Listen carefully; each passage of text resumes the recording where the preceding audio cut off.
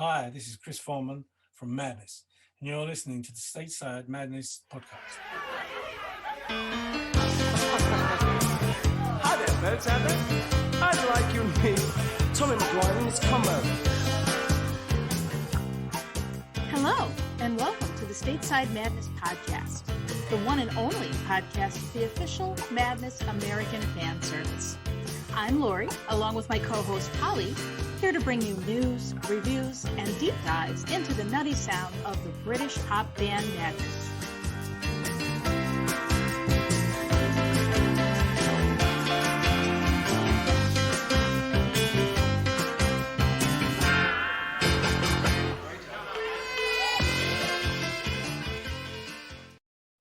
Hello, Stateside Madness fans. Welcome back to another exciting podcast. I'm Laurie. And I am Polly. And we have a really, really amazing guest in the studio with us today. I can't wait. But first, Polly, we are trending in Cyprus again. Again in Cyprus, I know. Yeah. So now I'm kind of like, wow, should I get to Cyprus?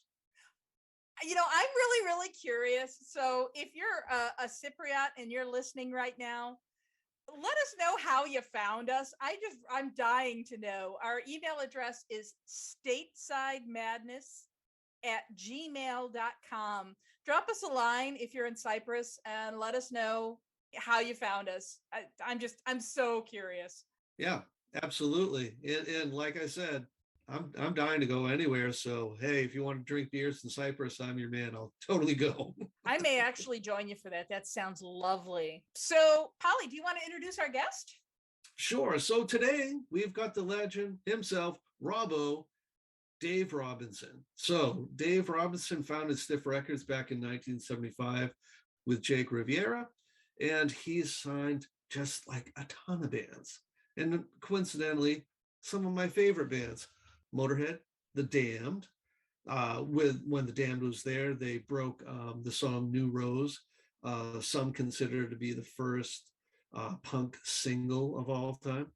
He signed Elvis Costello and, of course, Madness.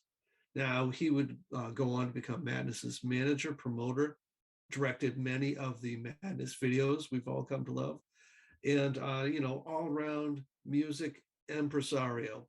So, if you would, Stateside Madness, please welcome Dave Robinson. So let's get to it. Beautiful. So first off, may as well start at the beginning. What was your entree into the music field? I was a photographer and taking pictures of poor bands that had no income. I did, as part of my charitable work, I took pictures of various groups, and it seemed to spread. They seemed to come back and get more and bring other bands. So that encouraged me to look at them. Then I started going to the odd show, and I opened a club, and that was fatal. My photography business went down the toilet. And my musical business, such as it is, started right there. And then how did you get into such a storied career, right? Now you are the co-founder of Stiff Records. Yes. How did that come about? I managed quite a few artists, and in having them signed to major record labels, I realized that major record labels didn't know anything or had no interest about music at all. So I thought I'll start my own. Just like that. That's it. So legend has it then that you heard there was a new band running around London, North London, called Madness, and you invited them to play at your wedding, having never heard them before? Well, several people mentioned to me that Madness would suit me. They were big fans of Ian Dury, who we were putting out at the time. And they didn't have any shows, though. I couldn't see them. Didn't have any shows. And I was getting married. So I thought, here's a chance to kill two birds with one stone, if you'll excuse the kind of pun. So that's what happened. They played at my wedding, and I did ask them to begin with that if I had any trouble with them, I'd actually kill them. If anything occurred that wasn't, copacetic, there would be trouble. And they were good. They were great. I'm still married to the same woman who was at the event when I signed the band. I even just though can't get over that though. I Yeah. can't get over if my husband had arranged a band that neither of us had ever heard for our wedding. I think I would have murdered him. Yes, well, yeah, well, I will not introduce you to my wife anywhere Okay, soon. all right. And I heard a track, an instrumental track called One Step Beyond, and immediately thought that's the first single, and what a great title for an album. Now they, on the other hand, it's a Prince Buster song, and they were worried about doing too many Prince Buster tunes because they didn't write a huge amount at the time. So we had to have a long discussion of about 5 hours till they got very bored and agreed with me. So you just wore them down. That's pretty much my technique in general. So you kind of talked about then what made you decide to sign Madness to Stiff Records. I understand that. Well, they were very good, and they had this big tune. I thought they didn't consider it, and in actual fact, when they recorded, part of the deal was I was not to show up at the studio. I'm kind of famous for my. I don't know what the attitude is, my charm, obviously, but they thought I might interfere with the recording. And so I agreed. They went in with a guy called Clive Langer, and I suggested he use a guy called Alan Winstanley, who was a very good engineer. And so Clanger Winstanley was born at the same time. And it was a very satisfactory career move for both of them. Great guys. I'm still very friendly with them. And they made a great record, but they didn't record One Step Beyond. The band refused to record it. So eventually, after another 5 hours, they recorded it, but only a 1 minute, 25-second version. So what they weren't aware of, the technique at the time of tape editing, copying and editing. And I did that overnight. And in the morning, I said, here's your new single. So they weren't aware you could do that. So they were but they never thought it was the right move at the time. Subsequently, Suggs has stated that Dave bored us to death over One Step Beyond, and thank God he did. One step beyond.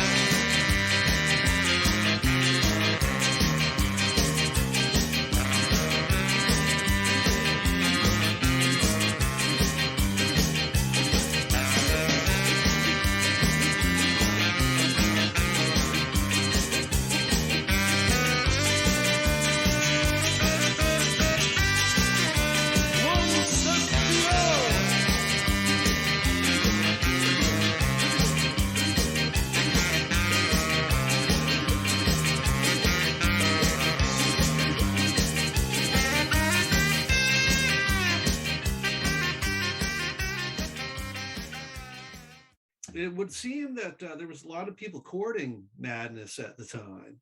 Well, they were and they weren't really. The boys were very rough and ready, very rude, what they call rude boys in the UK. And I think several record companies found them a bit intimidating. So they mainly came on board after Stiff. After the word was out that Stiff was keen to sign them, then that at the time was very difficult for Stiff, because every time we showed interest in anybody, several other record companies would use that as a reason to make offers. And at some point I made offers to bands I didn't have remote interest in, just to kind of confuse the issue so that they could go off and they could tell some major that Stiff were dying to sign them so they could get big funds. into their account. Anyway, yes, a lot of bands, a lot of record companies turned up to the party, and the band had a lawyer called Paul Wolf, and he was well named, but he could see that we had a meeting. We're having a meeting with the band and himself, and Seymour Stein of Sire, who was keen to take them for America. So we were having a meeting, but the lawyer really wasn't that keen to conclude anything. So he kept saying, look, there's lots of other people. And all the record companies at the time that we're talking about, they were phoning the lawyer's office, right? Richard Branson did his usual and offered double anything Robbo offers. He did that regularly. He never actually paid up, but he found that it was a very good technique. I'll offer double anything Robbo offers. So the lawyer, to cut a long story short, said, look, we can't conclude this. There's a lot of offers out there. I would need to talk to all these people and come to some kind of conclusion, but we can't do anything right now. Now, I was keen to get going, and I knew the band were too. So it seemed it was his wedding anniversary. That was the reason he gave me, that it was his wedding anniversary, and his wife and he were going to the opera, and it was all a big do, and he had to stop the meeting, whatever. I slipped out the back. I had a very good staff at that time. Stiff Record staff were notorious. And I called my assistant and said, look, find out where Paul Wolf lives, right? Hire a limo, put champagne and flowers in it, and send it out to his house. Tell his wife that he's in a meeting. He can't get on the phone to her, but he'd like her to put his dress suit, his evening suit, into the cab, and he'll meet her at the office. So if she dresses up, he'll be there, and he can step in, and they're going to go off to the opera. Right? So all that was happening while Paul Wolf was saying, well, I don't know if we can do this. And I'm saying to the band, look, there's only one guy who hasn't called, a guy called Dave D, and he represents Warner Brothers. Now, Dave D, Beaky, Mick, and Titch, I don't know, do you remember that band? Dave D, Dozy, whatever.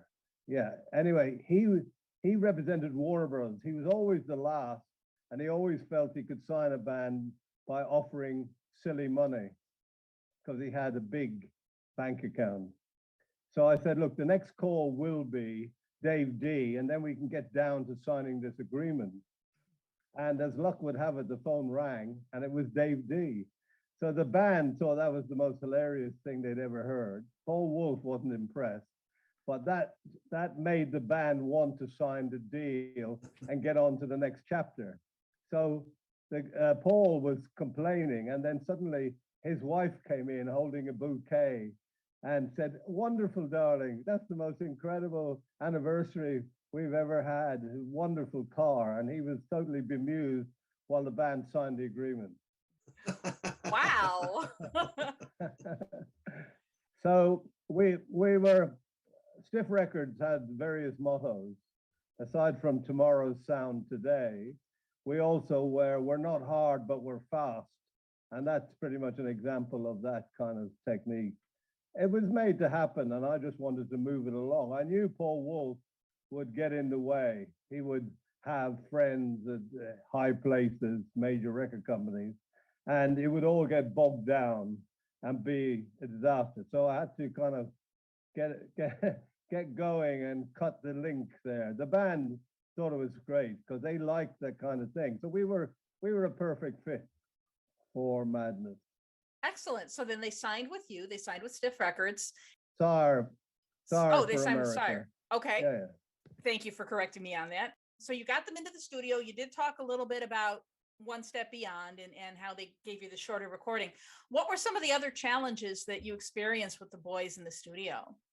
Yeah, no, there weren't any. We got along well, and it was a very good relationship.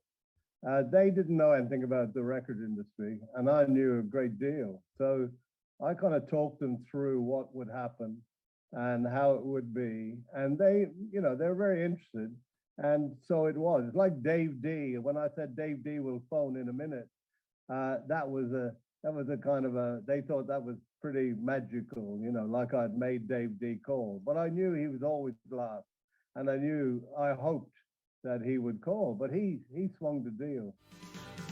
There's a man but he walks round and round in circles. There is no place he can ever call his own. He seems to jump at the sound of the phone. Staring at the window, there's nothing he can now do. All he wanted was to remain safe. He can't remember his own name. My name is Michael Caine. And all I wanted was a word or photograph to keep on. And all I wanted was a word or photograph. So we got on well. It was a very recently Madness said I was their surrogate dad, but I don't know if that's correct.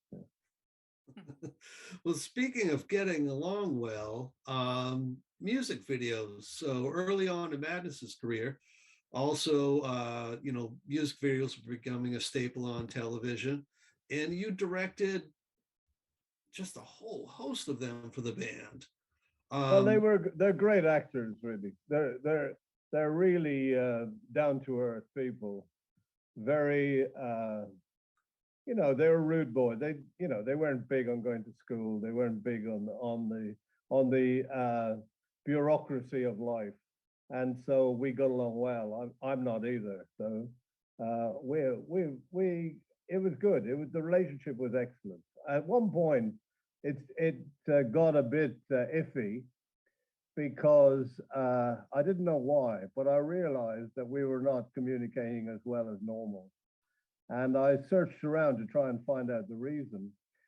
And I found out that what was happening was the group had albums for the record company, signing albums. That's a very good way of getting more people interested in the band, and also giving out signed records to media people. And a lot of these media albums signed by the group were turning up in a Camden Town market, a kind of a record market, a flea market, and being sold to the public. And they thought, because I had asked them to sign these records, they assumed that I was selling their records off the back of a lorry somewhere, that I was in some way benefiting from the signed records. It turned out that Lee Thompson, the sax player, had a friend who had a market stall, and he was going to the band saying, Robbo would like you to sign all these records, which they then did. And then he and his friend were selling them in the market. I tell you why I didn't do it, 'cause I wasn't there. Don't blame me, it just isn't fair. You listen to their side, now listen to mine. Come think of a story, sure you'll find me sometime. Now pass the blame and don't blame me. Just close your eyes and count to 3. Then I'll be gone and you'll forget. The broken window TV set.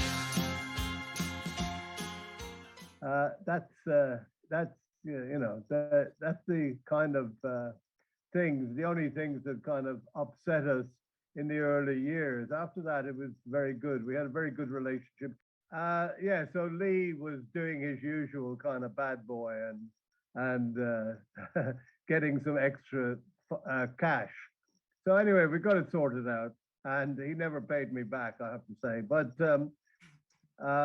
that was good. And the videos, the band were very good. Discovered at an early stage that they're very good actors. They're very good, able to follow a quick brief. And all the videos were made in one day. That was my criteria for making a video, is that we had to finish it in one day. Not edited, but finish shooting it. And so all those videos were shot in one day, and they were very funny. They had a natural sense of humor. I had my kind of photography experience, and again we got to a very good place where we all would put parts in, and I would get it filmed in the day, and the media really looked forward to them. So it meant that we could kind of place our new single where we wanted to.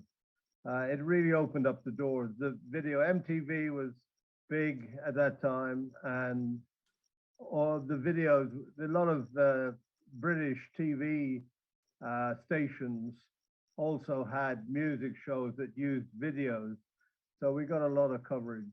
It was very good. Well, I remember I first discovered them on MTV when I was very young, and they were completely different from everything else that we were seeing on MTV. You know, you had like Duran Duran, you had these other, pretty boy bands, and then you had these guys that were just completely wacky, and they just seemed authentic. Yes, that's a very good word. I mean, it was just very natural, the way that they played to the camera and stuff, and we loved it over here. Yes, well, it did do very well. How big was Madness in America? I mean, I know that they were on Sire in America. That was Seymour Stein, so he had the American market. Stiff didn't, but he used all our stuff. He used to borrow our stuff and copy it. He was very, very American. What was the size of the market there? I know that Our House was a big hit, but Right. I don't remember anything else charting or being huge. Well, unfortunately, neither do we.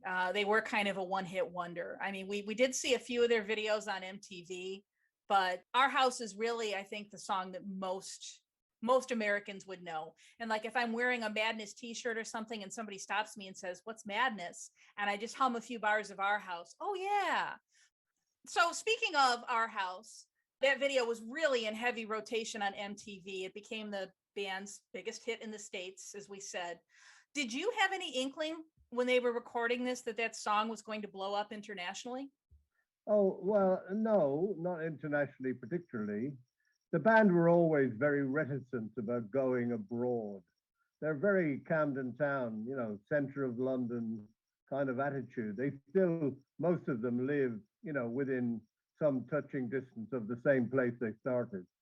And they never kind of fancied foreign climes and didn't perhaps tour enough to make some of those, as we just discussed, make some of those places bigger. They're very big in Australia. They're quite big in the continent of Europe. France was a very big market for them. Anywhere ska or reggae was interesting. As you say, they saw the videos, or some of them, and got interested in them there.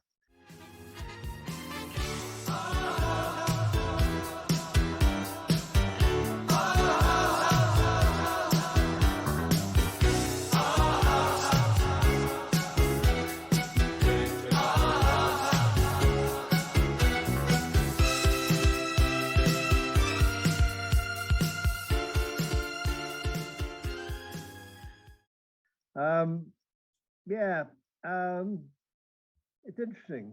I think now they should try and broaden out. They've kind of, they're huge in the UK. They play, thousands of people turn out. I mean, more than that. And several generations. You've got the people who were with them in 1979, and then two generations thereafter, the kids of that generation, and then the grandchildren of that generation. So a Madness outdoor festival or outdoor meeting will have an incredible cross section of generations, which is really odd because all the old guys have got fezzes on, and then there's the young guys with fezzes, I mean, the whole thing is like a meeting of the American Shriners. Remember, the American Shriners used to wear that kind of fez stuff. They still do. Yeah, well, you know, I'm sure they're interested. I don't know their particular philosophical leanings, but I don't think they're ska anyway.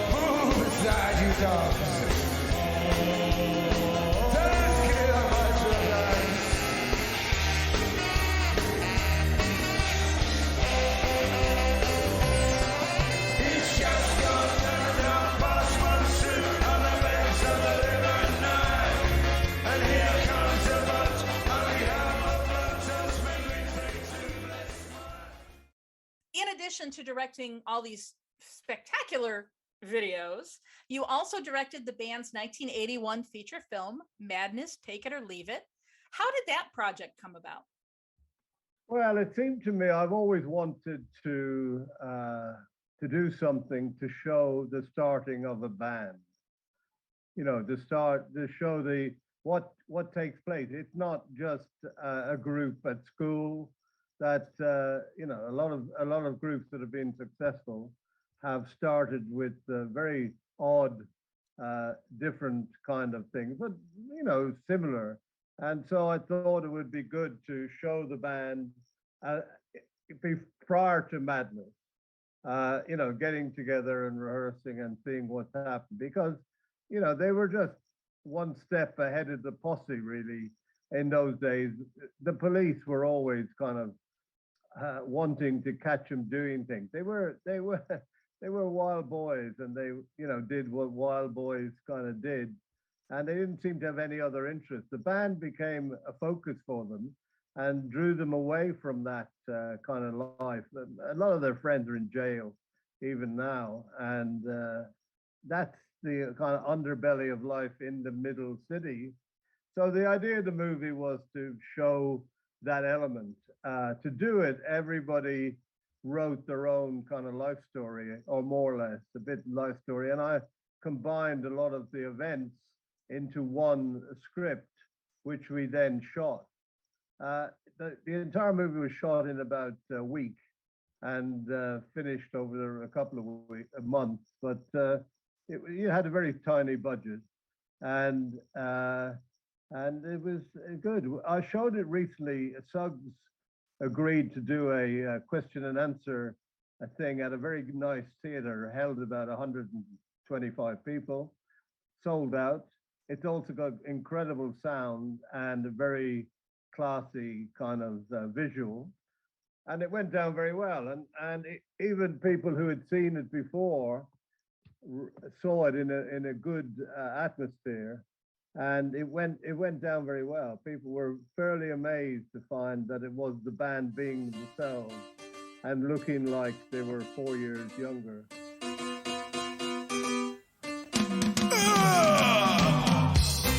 Did you hear the one? Yeah.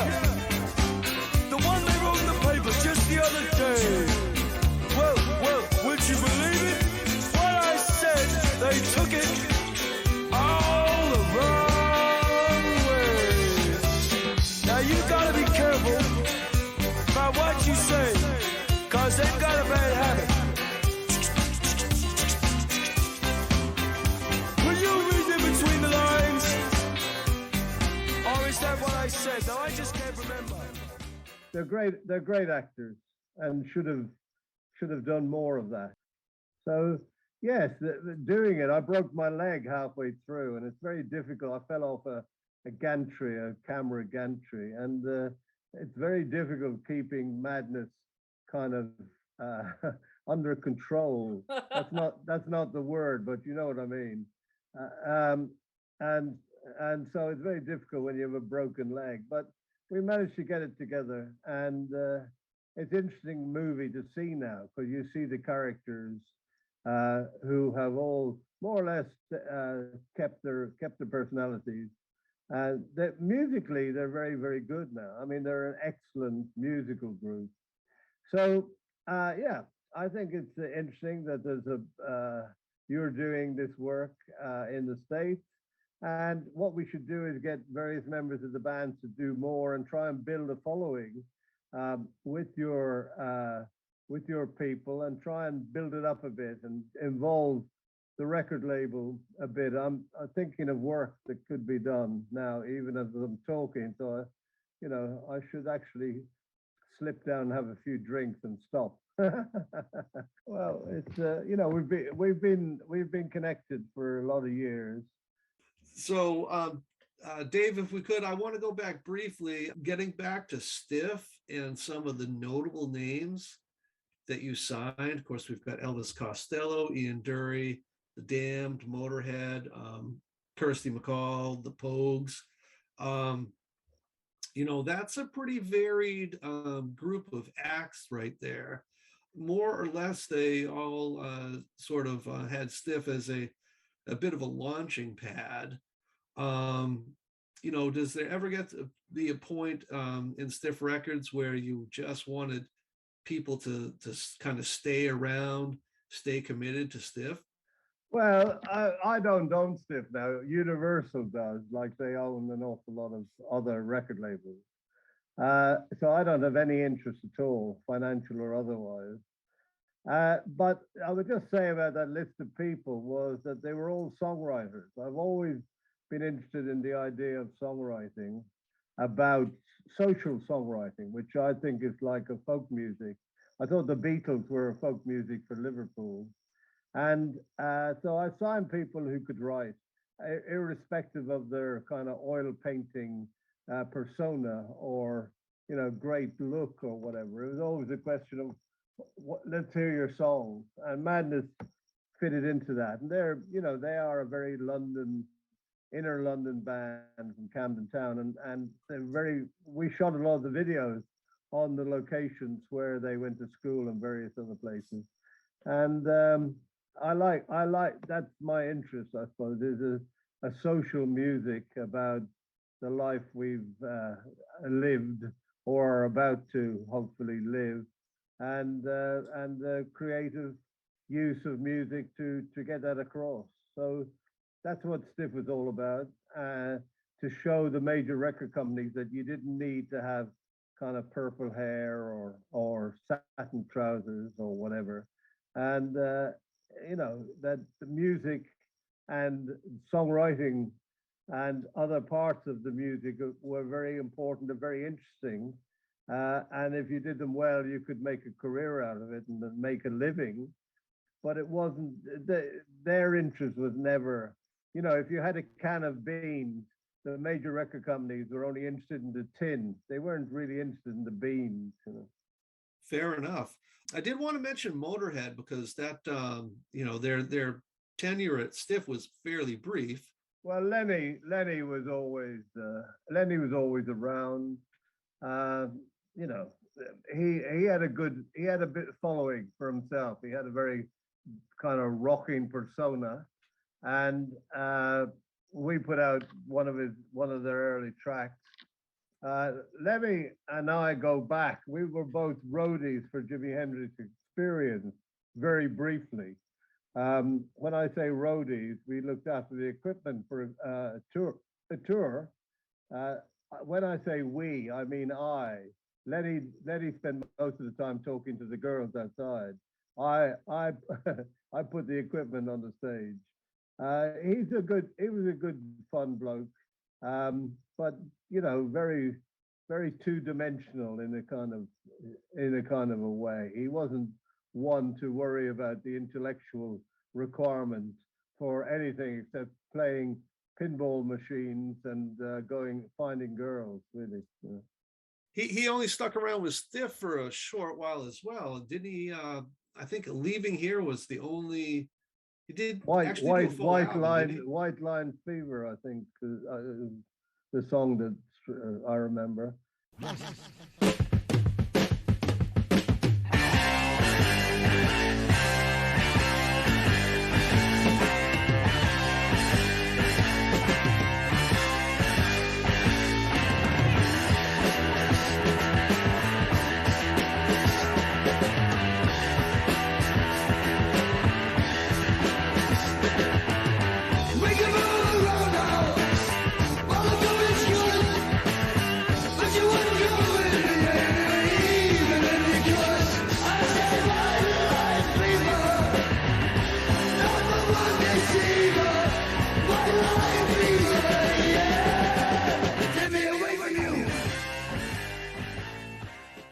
Yeah, Lemmy was around for a while, and we put out a lot of, the early days of Stiff, we just put out people who had a track, who had a song that sounded good and who had made their own kind of demo.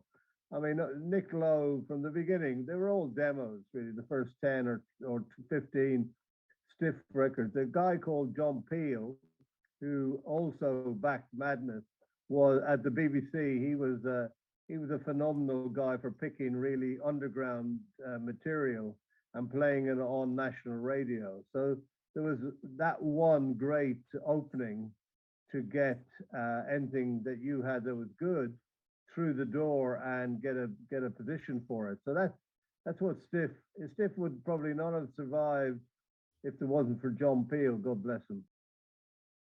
Did you have any sense with the Pogues that what they were attempting to do musically was going to translate at all? Much more, be the big success they were. I come from Dublin, and the Pogues are, my people. And so I knew everything about the Pogues. Their name was Pogue Mahone, which means kiss my arse, and we shortened that to the Pogues. But we worked very hard to get them going, and as luck would have it, Elvis Costello fell for the bass player, who luckily was a female at the time, and produced a second record. And that was a big, also we connected them to the Dubliners, who are a very big Irish band, big following. So those two things had the effect of turning on. Prior to that, people thought they were too drunk. I mean, their ability to drink was kind of mesmerizing, but everyone thought they were, they wouldn't get anywhere. They were too drunk. It's amazing, really. I went to Shane MacGowan's 60th birthday a couple of years ago, and I think 2,000 people had paid something like £100. That's what, $130, $140 to be at his birthday party, and it shows you the love people had for him. He was given a lifetime achievement award by the President of Ireland, who I knew vaguely. And afterwards, I was in the gentleman's bathroom, as they say in America, and a guy banged me on the shoulder, tapped me on the shoulder, a very tall man, who said, are you finished? And I said, what? Because obviously the place was crowded. He said, the president wants to get in, he's in a hurry. So me and the President of Ireland peed together, and we didn't shake hands immediately afterwards, but it shows you what can happen at a Pogue's birthday party. I met my love by the gasworks wall.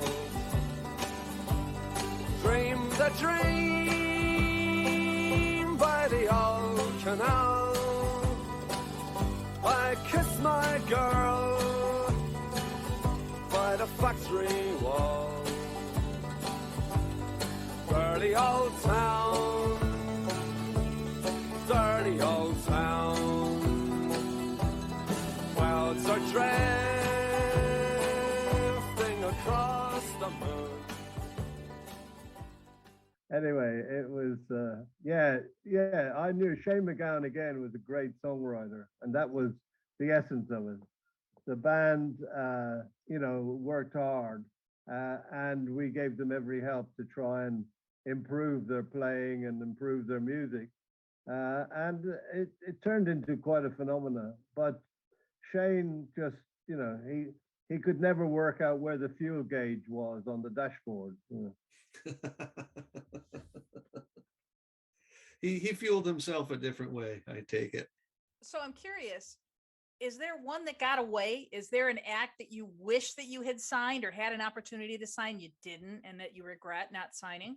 The Stray Cats is probably the band I missed. I had a brief holiday. My wife eventually persuaded me to take a holiday after several years. And I did tell everybody at the company I was going away for 10 days, but I've got a feeling about kind of psychobilly. I said kind of rock and roll with a quiff, with a hair quiff and a kind of a bit of kind of rocking kind of leather jackets, kind of high heel boots kind of thing I think is going to occur. And I went away for 10 days. When I came back, I said anything, and everyone said, no, it's really quiet when you're away. There was a group who sat here that we couldn't get rid of. They sat here in the lobby of the office for 4 days, and eventually we had to really have them moved on, almost call the police. But they left a tape for you, and I played the tape, and if I could have, I'd have probably fired the entire staff at that point. This was exactly what I was looking for, and at that point, Arista, had discovered them, had got in very close to them, had bought their manager a huge load of coke, which he was charging the band for, and they moved them into a hotel, and I got Dave Edmonds to offer to produce them because I thought that was the ultimate kind of right producer, and he ended up making the record. But I couldn't convince them. They told me, they said, we came over from New York to sign to Stiff. It was the only label we thought was any good. But then Arista started paying our bills, so we got stuck with Arista. Wow. Unbelievable. Wow. I tried really hard. I did all my tricks except for the limo and the address suit.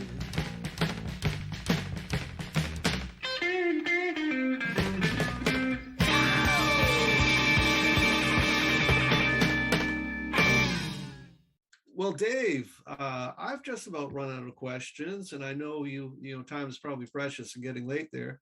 Laurie, are we done, do you feel? Just about. I have one last question, and I don't think this is going to take very long. Dave, what's your favorite Madness song? Right now, I think it's probably The Sun and the Rain. That's a good one. That it is.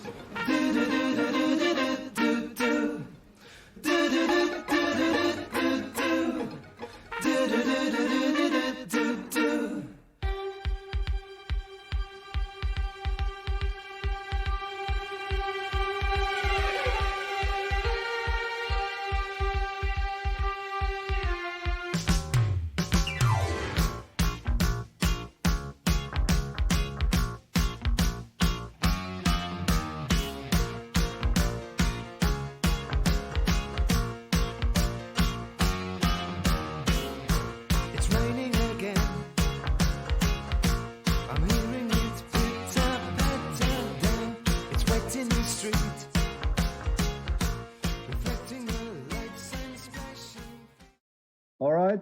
Fantastic. Thank you. Nice to meet you. Yeah. And hopefully I'll pick your brains again. And good luck, all you Madness fans in America. One step beyond.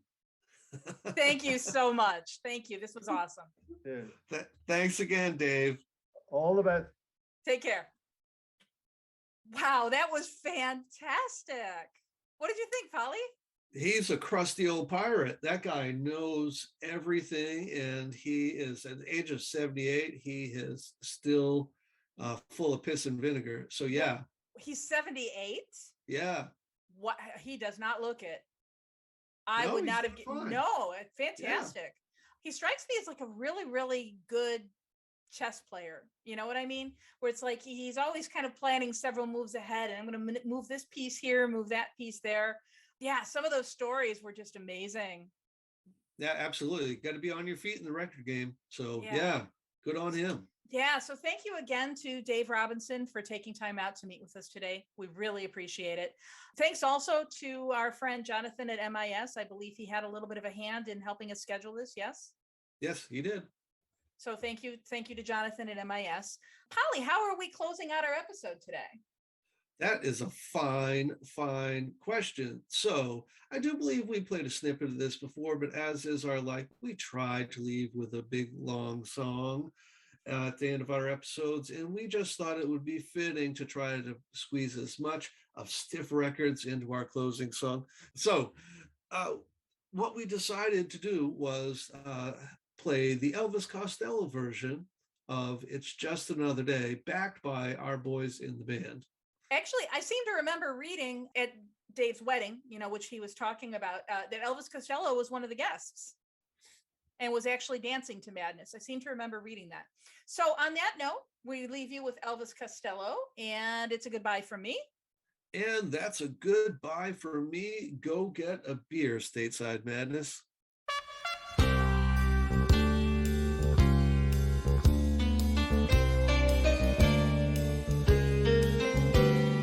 Trying hard, thought I'd done my best all my life. I can't get no rest. Some who've closed the door before say I can't carry on no more. I hear them saying tomorrow's just another day. I hear them saying tomorrow's just another day. I hear them saying,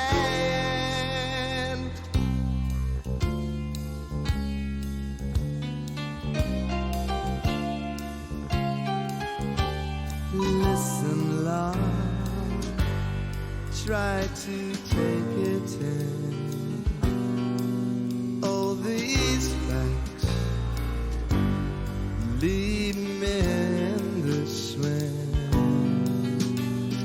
Down and down, there is no up. I think that I've run out of luck. I hear them saying tomorrow's just another day. I hear them saying tomorrow's just another day. I hear them saying,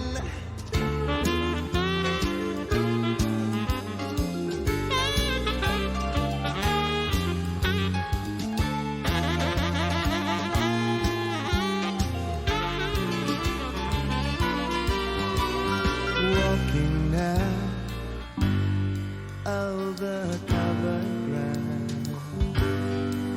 There's a chance if I move around.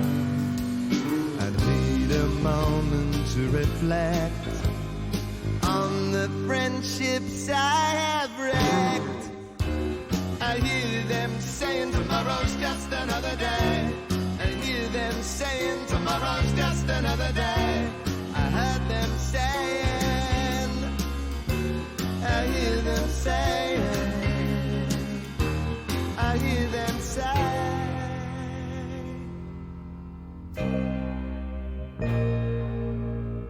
tomorrow's just another day.